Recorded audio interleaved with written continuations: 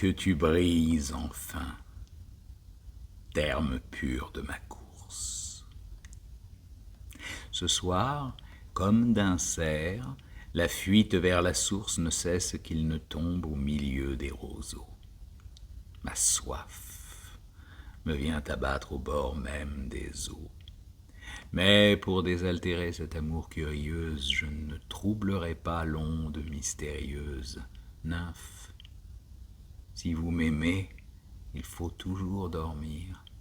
La moindre âme dans l'air vous fait toute frémir, même dans sa faiblesse aux ombres échappées, si la feuille éperdue effleure la nappée, elle suffit à rompre un univers dormant. Votre faiblesse importe à mon enchantement, il craint jusqu'au frisson d'une plume qui plonge. Gardez-moi longuement ce visage pour songe, qu'une absence divine est seule à concevoir, sommeil des nymphes. Ciel, ne cessez de me voir rêver, rêver de moi. Sans vous, belle fontaine, ma beauté, ma douleur me seraient incertaines. Je chercherais en vain ce que j'ai de plus cher. Sa tendresse confuse étonnerait ma chair, et mes tristes regards ignorants de mes charmes à d'autres que moi-même adresseraient leurs larmes.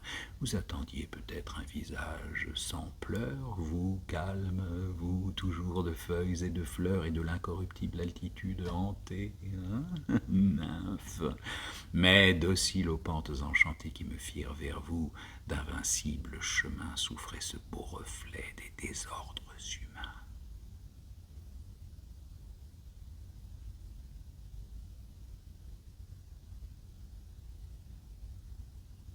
Heureux vos corps fondus, ô planes et profondes,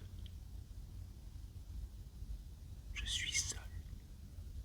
Si les dieux, les échos et les ondes excitant de soupirs permettent qu'on le soit, seul. Mais encore celui qui s'approche de soi quand il s'approche au bord que bénisse ce feuillage.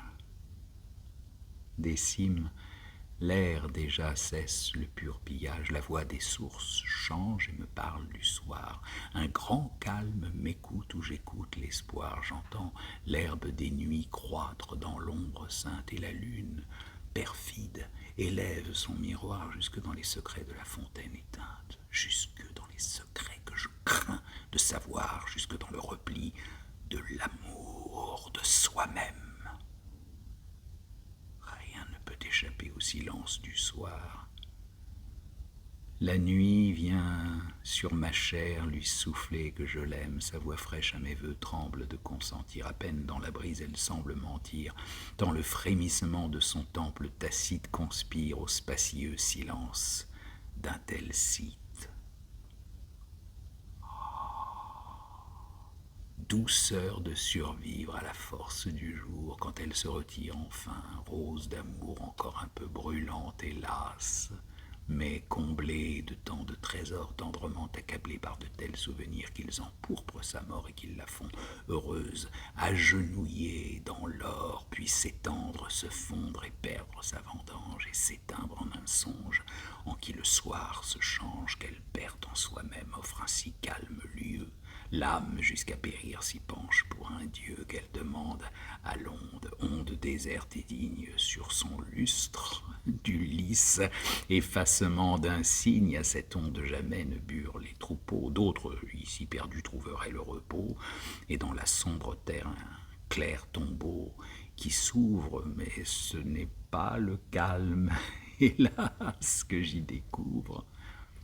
Quand l'obscur délice où dort cette clarté cède à mon corps l'horreur du feuillage écarté, alors vainqueur de l'ombre, oh mon corps tyrannique, repoussant aux forêts leur épaisseur panique, tu regrettes bientôt leur éternelle nuit.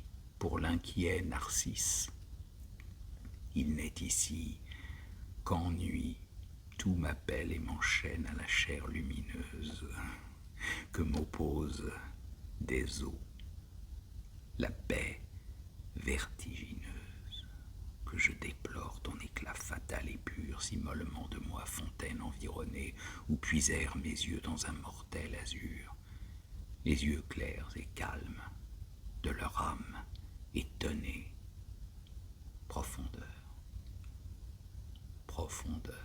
songe qu'il me voyait comme il verrait une autre vie. Dites, ne suis-je pas celui que vous croyez? Votre corps vous fait-il envie? Cessez, sombres esprits, cet ouvrage anxieux qui se fait dans l'âme qui veille. Ne cherchez pas en vous, n'allez surprendre aux cieux le malheur d'être une merveille. Prenant à vos regards cette parfaite proie, du monstre de s'aimer, faites-vous un captif dans les errants filets de vos longs cils de soie. Son gracieux éclat vous retienne pensif, mais ne vous flattez pas de le changer d'empire, ce cristal est son vrai séjour. Les efforts même de l'amour ne le sauraient de l'ombre extraire qu'il n'expire. Pire. Pire? Quelqu'un redit pire?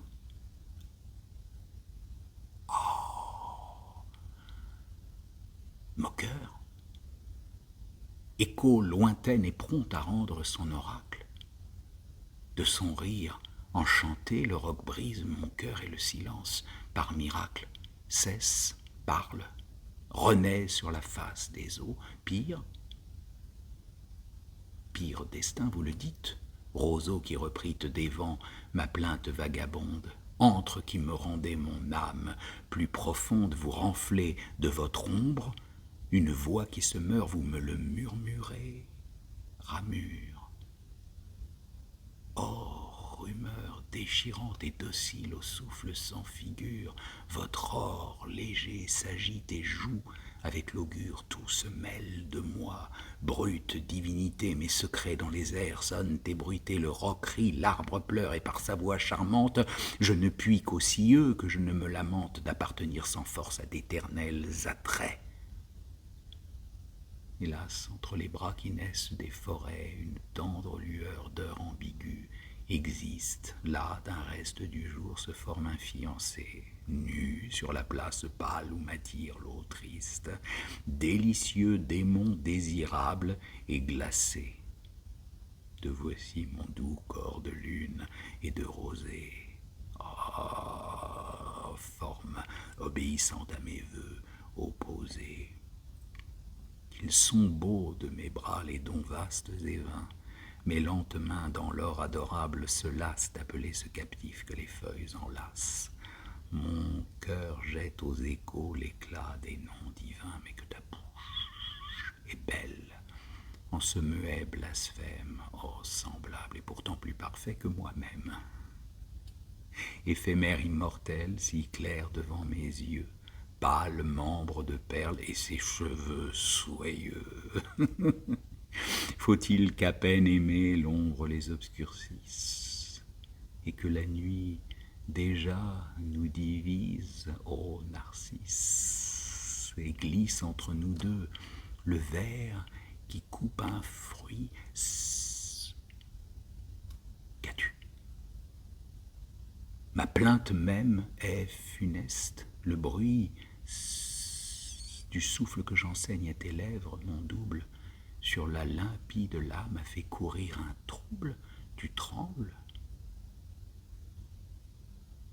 Mais ces mots que j'expire à genoux ne sont pourtant qu'une âme hésitante entre nous, entre ce front si pur et ma lourde mémoire. Je suis si près de toi que je pourrais te boire. Oh, visage, ma soif est un esclave nu. Jusqu'à ce temps charmant, je m'étais inconnu. Et je ne savais pas me chérir et me joindre, mais te voir, cher esclave, obéir à la moindre des ombres dans mon cœur se fuyant à regret, voir sur mon front l'orage et les feux d'un secret, voir, à merveille, voir ma bouche nuancée, trahir, peindre sur l'onde une fleur de pensée.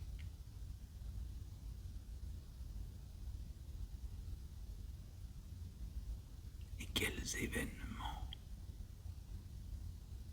étincelaient dans l'œil. J'y trouve un tel trésor d'impuissance et d'orgueil que nulle vierge enfant échappée aux satires, nulle aux fuites habiles, aux chutes sans émoi, nulle des nymphes, nul ami ne m'attire comme tu fais sur l'onde,